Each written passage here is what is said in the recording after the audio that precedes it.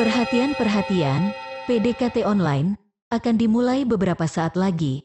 Mari siapkan hati kita untuk memuji dan menyembah Tuhan.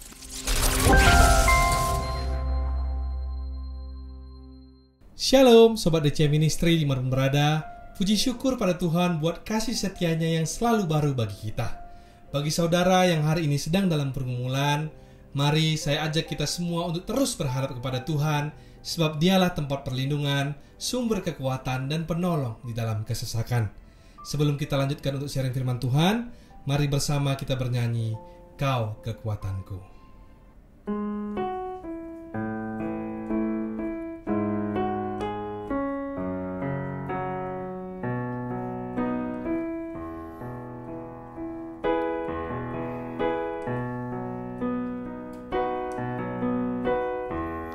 Ku datang kepadamu, Kau terima diriku, Kau segarkan jiwaku. Tak perlu ku andalkan kekuatan diriku, sebab Kau sanggup, sebab Kau sanggup. Kau kekuatanku, Kau penghiburku, Kau tepati semua janjimu. Di setiap langkah aku kan berserah, memberikan hidupku bagimu, Yesus.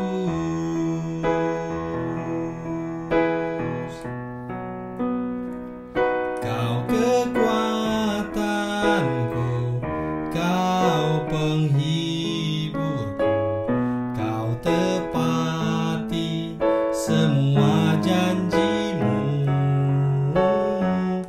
Di setiap langkah aku kan berserah, memberikan hidupku bagimu, memberikan hidupku bagimu, Yesus.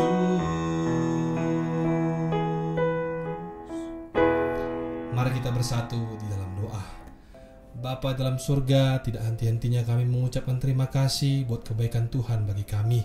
Biarlah Tuhan dari hari ke hari kami senantiasa boleh semakin berharap kepadamu dalam segala apapun kondisi yang kami hadapi dalam hidup ini. Ya Tuhan, sebentar kami mendengarkan sharing firman yang dibawakan oleh hamba-Mu. Dalam melalui sharing firman yang boleh kami dengar, iman kami boleh semakin bertumbuh dan semangat kami boleh semakin bertambah di dalam Tuhan. Sembunyikan hamba di balik salib-Mu. Mari sama-sama kita yang percaya dan berdoa katakan, Amin.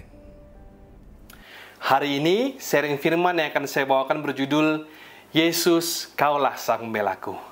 Sobat DC Ministry yang dikasihi Tuhan, di dalam hidup akan selalu ada orang-orang yang mungkin salah paham dengan kita atau tidak menyukai kita, di mana mereka mengkritik, menghakimi, bergosip tentang kita, atau bahkan bisa saja sampai menyerang kita. Di dalam situasi demikian, apakah yang selama ini telah kita lakukan? Apakah kita menjadi marah atau tersinggung, lantas ingin segera melakukan pembalasan terhadap mereka? Apalagi jika kita berada pada posisi yang benar dan sama sekali tidak melakukan sesuatu yang salah, seperti yang mereka tuduhkan, fitnahkan, ataupun gosipkan tentang kita. Nah, melalui sharing hari ini, saya mau berkata kepada kita semua, jangan berlaku hal demikian pada mereka. Atau bagi kita yang selama ini sempat berlaku demikian, maka bertobatlah dan berhenti, stop untuk berlaku demikian ke depan nanti.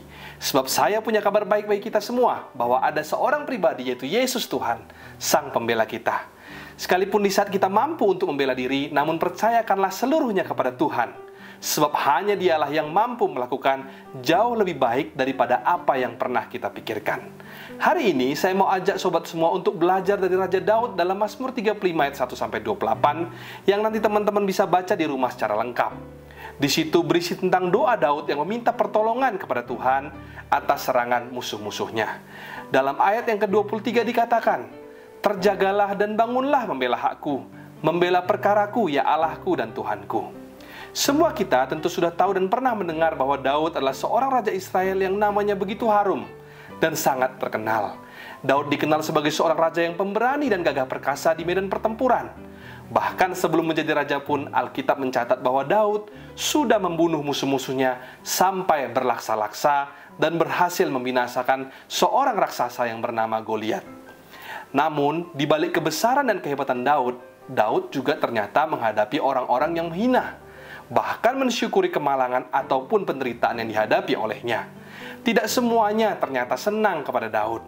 Bahkan dari kalangan orang Israel sendiri pun, ada juga yang membenci Daud.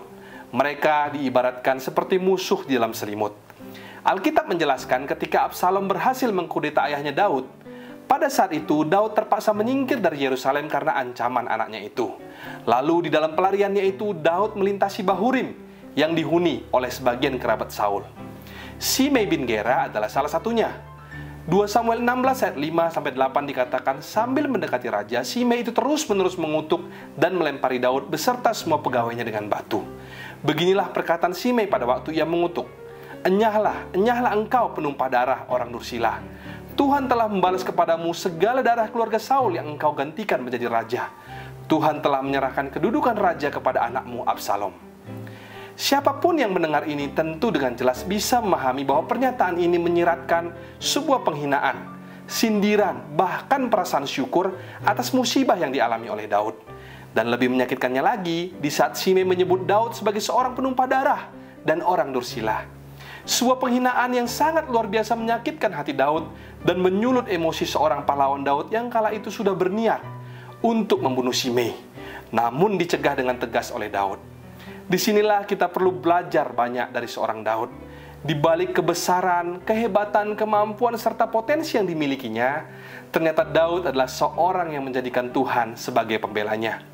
Daud pada saat itu bisa saja untuk memerintahkan anak buahnya membunuh Shimei, atau Daud bisa saja menghunus pedangnya dan memotong lidah Shimei untuk membungkam mulutnya yang tidak bertanggung jawab itu. Namun, Daud tidak melakukan hal itu. Poin pertama dari sharing hari ini, serahkanlah pembelaanmu sepenuhnya kepada Tuhan, sekalipun di saat kamu mampu untuk melakukan pembelaan. Dalam 2 Samuel 16 ayat 12, Daud berkata, mungkin Tuhan akan memperhatikan sengsaraku ini, dan Tuhan membalas yang baik kepadaku sebagai ganti kutuk orang ini pada hari ini. Di dalam tekanan emosi yang terdalam, Daud mencetuskan sebuah pernyataan iman yang luar biasa. Ia senantiasa berdoa kepada Tuhan agar kutuk yang disampaikan Shimei kepadanya itu diubah Tuhan menjadi berkat. Kala itu Daud sadar dengan benar bahwa di hadapan Tuhan ia tidak ada apa-apanya, dan di luar Tuhan ia sesungguhnya tidak bisa berbuat apa-apa. Tanpa Tuhan ia tidak mampu dan tidak sanggup. Dan serangan dari musuh-musuhnya ini mempertajam dan mengasah keyakinannya bahwa Tuhanlah sandaran satu-satunya dan hanya Tuhanlah yang menjadi pembelanya. Itulah sebabnya Daud tidak melakukan balasan ataupun perlawanan. Ia menyerahkan persoalannya kepada Tuhan sang pembelanya. Dan pada cerita selanjutnya, saudara tahu apa yang terjadi pada Shimei?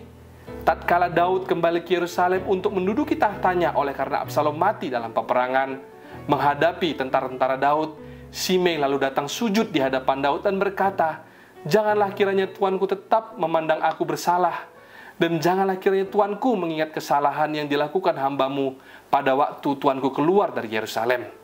Janganlah kiranya Raja memperhatikannya lagi, sebab hambamu ini tahu bahwa hamba telah berbuat dosa.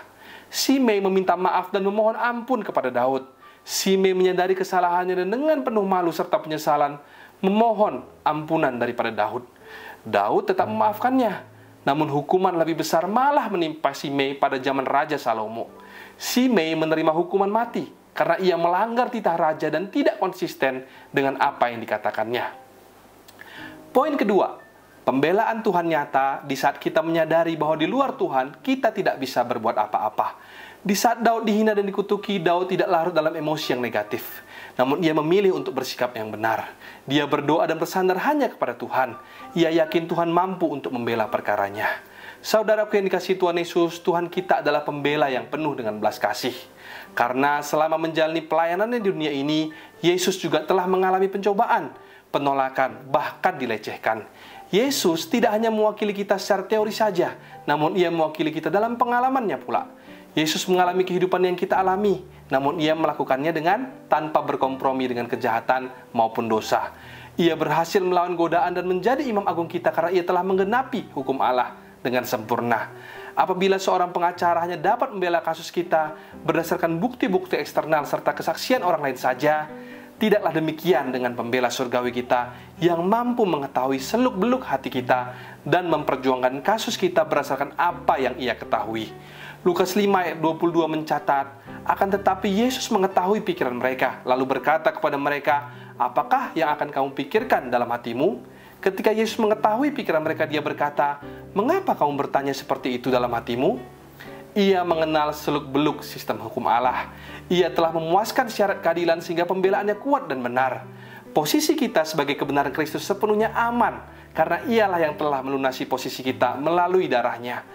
Tuhan kita itu baik. Jadi kalau sekarang kita berada dalam kondisi yang terjepit, kanan kiri depan belakang menekan dan menusuk, lalu kita berkata, tamatlah sekarang hidupku. Ternyata tidaklah demikian, saudara.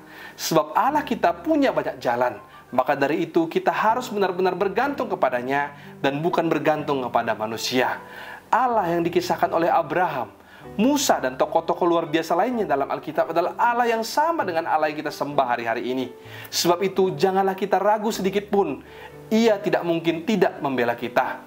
Ia senantiasa menjadi tempat pertolongan di saat kita susah dan juga menjadi tempat perlindungan di saat kita menghadapi bahaya. Namun, jangan kita salah mengartikan kebaikan Tuhan ini. Sebab Tuhan juga bisa murka terhadap orang yang tidak mau bertobat dari segala dosanya. Dia tidak melepaskan orang yang bersalah dari hukuman. Namun jika kita mau bertobat, Tuhan itu panjang sabar dan besar kuasanya. Firman Tuhan dalam 1 Yohanes 1 ayat 9 berkata, jika kita mau mengaku dosa, maka Ia adalah setia dan adil, sehingga Ia akan mengampuni segala dosa kita dan mencegah kita dari segala kejahatan. Disinilah terletak bukti kemurahan Tuhan. Poin ketiga dari sharing hari ini adalah, asalkan hidup kita benar, Yesus pasti membela kita. Tapi kalau kita sendiri salah, tidak usah manusia. Tuhanlah yang akan menghukum kita. Tapi karena kita mau belajar hidup suci, tak bercacat dan tak bercela, Allah pasti melindungi dan menjaga kita. Allah tidak akan meninggalkan kita. Kembali ke judul sharing kita hari ini, Yesus, Kaulah Sang Pembelaku. Ada 3 poin yang bisa kita ambil. Yang pertama, serahkanlah pembelaan kita sepenuhnya kepada Tuhan, sekalipun kita mampu untuk melakukan pembelaan. Poin kedua, pembelaan Tuhan itu nyata di saat kita menyadari bahwa di luar Tuhan kita tidak bisa berbuat apa-apa. Dan poin yang ketiga, asalkan hidup kita benar, Yesus pasti membela kita.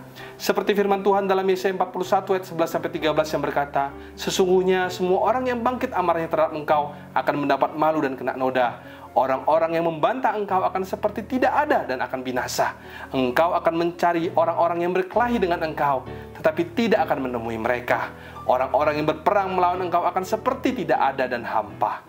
Sebab aku ini, Tuhan Allahmu, memegang tangan kananmu dan berkata kepadamu, janganlah takut, akulah yang menolong engkau. Demikian sharing firman Tuhan pada hari ini, dan Tuhan Yesus memberkati. Sebelum kita menutup perjumpaan kita pada hari ini, mari kita bersama menyanyikan lagu Yesus, Kaulah Pembelaku.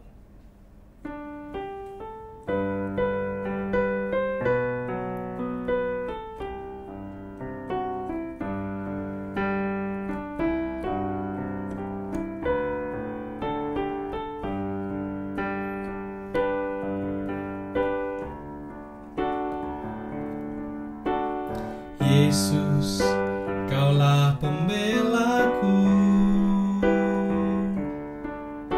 pada siapa aku harus takut?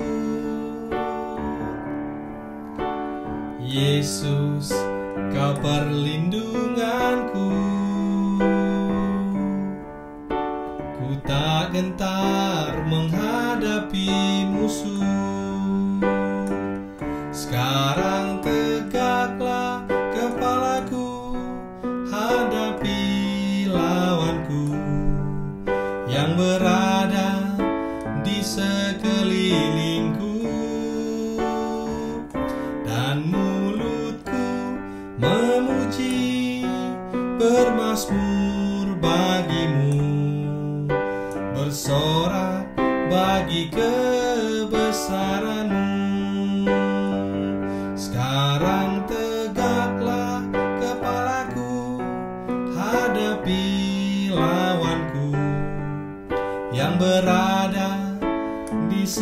sekelilingku, dan mulutku memuji, bermazmur bagimu, bersorak bagi kebesaran-Mu, bersorak bagi kebesaran-Mu, bersorak bagi kebesaran-Mu.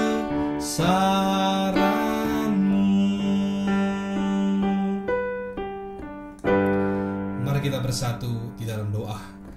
Bapa dalam surga, terima kasih buat sharing firman yang dibawakan oleh hamba-Mu. Dalam sharing firman yang dibawakan oleh hamba-Mu tadi, kami boleh semakin dikuatkan Tuhan, bahwa dalam apapun kondisi kami, Tuhan akan selalu membela kami. Ya Tuhan Yesus, kami mau serahkan segala kekhawatiran kami ke dalam tangan Tuhan, karena kami yakin dan percaya tidak ada jalan yang buntu bagi setiap orang yang berharap kepadamu. Kami juga mau terus berdoa Tuhan untuk setiap saudara, kerabat maupun teman kami yang hari dalam pergumulan, apapun pergumulan mereka ya Bapa, biarlah kiranya Tuhan yang senantiasa memberikan penyembuhan dan pemulihan kepada setiap mereka ya Tuhan Yesus.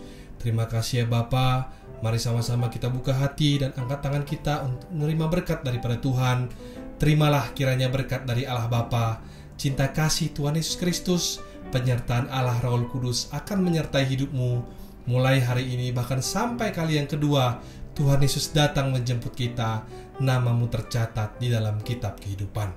Di dalam nama Tuhan Yesus yang percaya dan diberkati, katakan bersama, amin, amin, amin. Tuhan Yesus memberkati. Shalom dan sampai jumpa.